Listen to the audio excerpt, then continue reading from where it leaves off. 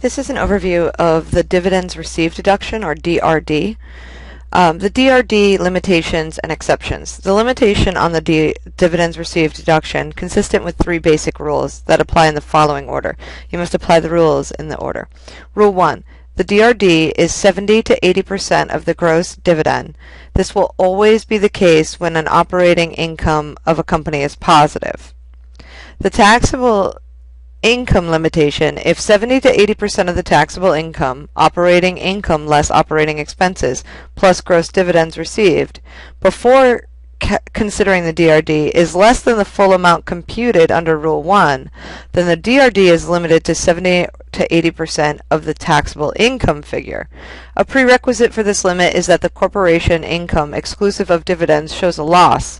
So when gross dividends received are added to this amount, the total is less than gross dividends received, thus invoking the limit.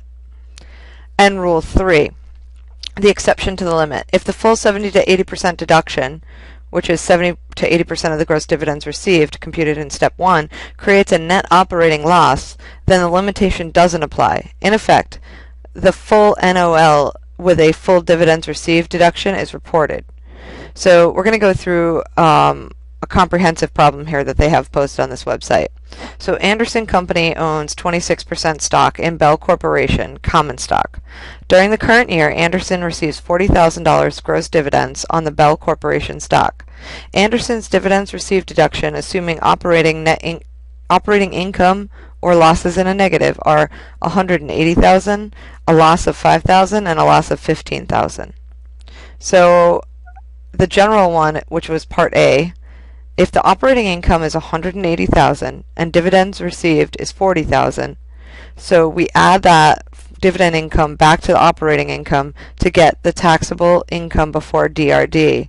So we get DRD of $32,000, which is 80% of the $40,000. So we subtract this because there is no limit, and therefore taxable income would be $188,000. In Part B, we have an operating loss of $5,000. We add back the dividend income, and that would give us an operating income before DRD of $35,000. But this actually, if we multiply the $35,000 by 80%, we would get $28,000, which is less than the $32,000 that we would normally have here, which was over here. If that's the case, the DRD is limited to the $28,000. So we would subtract the $28,000 from the $35,000 and have taxable income of $7,000. The exception to the rule applies when we would have already had an operating loss, or the DRD would create one. So if we had negative $15,000 and we added the $40,000 of dividend, we have $25,000 in dividend income. If we multiply this by 80%, we would have $20,000 in DRD. Is 80% of the taxable income. So going down to Part C, if we were to take that $25,000 and subtract the $32,000 that we would normally be able to get, we would have a net operating loss of $7,000, thus invoking the rule. So we would have a net operating loss of $7,000 here, because we could take the full deduction. It's not limited like it was in Part B. So let's move on and do some homework from this. Okay, so Part A, dividend of $10,000 received from a 45% ownership company. Taxable income before DRD is $50,000. So we have taxable income before DRD of $50,000, and we have dividend income of $10,000.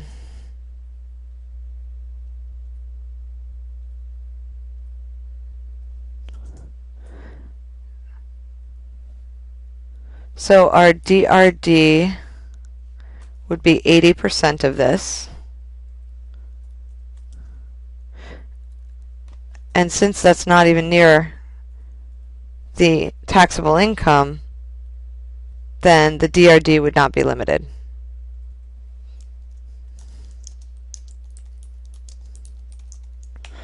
All right, let's do B.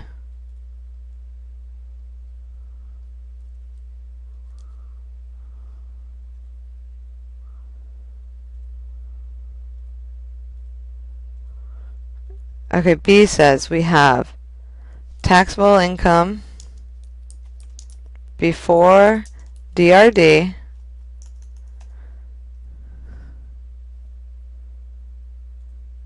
we have dividend income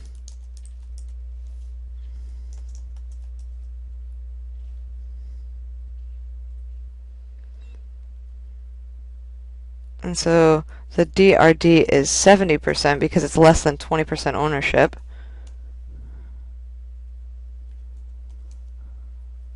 And it would not be limited. Alright, let's try C.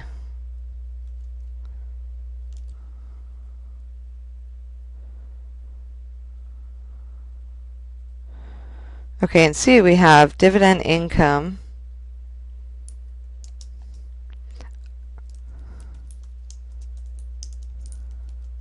of $22,000. We have taxable income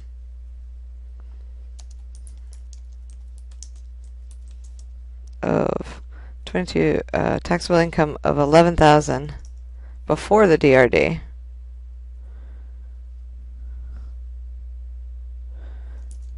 Calculate 80% of, just check the limit, 80% of taxable income.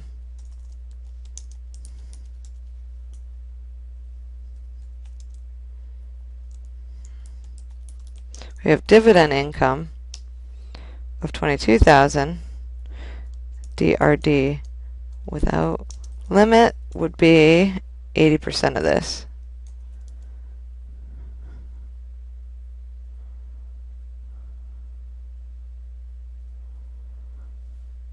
So 80% of that would be $17,600.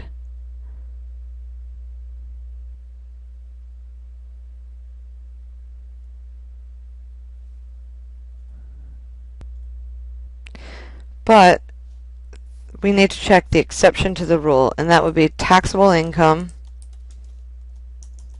DRD, which is, we would subtract this,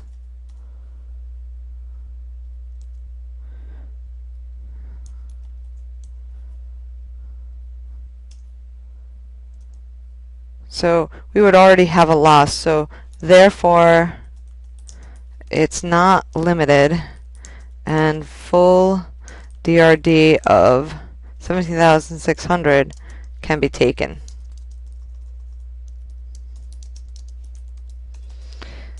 And finally, we have the final problem.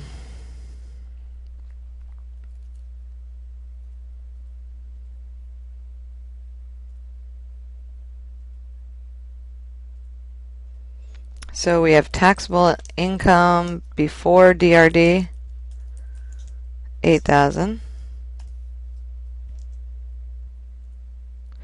We have dividend income,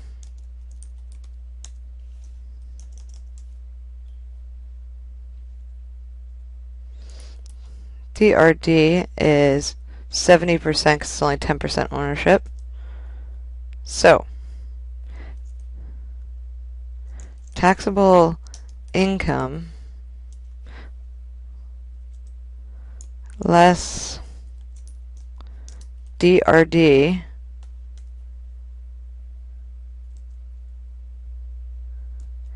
if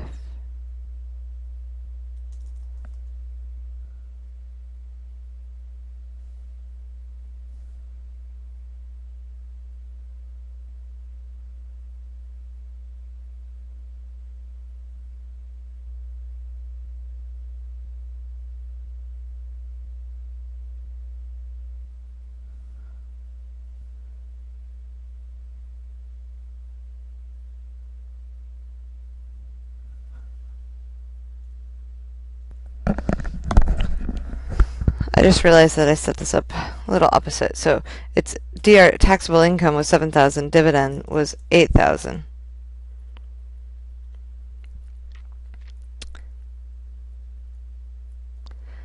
This would be limited to 70% of taxable income. So 70% of taxable income is $4,900. Therefore, DRD is $4,900.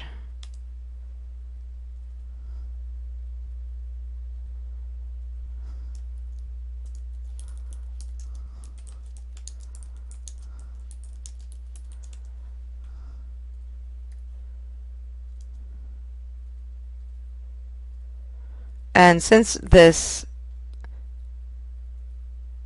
DRD, since the taxable income is between the DRD and the dividend income, it becomes only 70% that's deductible. So DRD is only 70% of taxable income.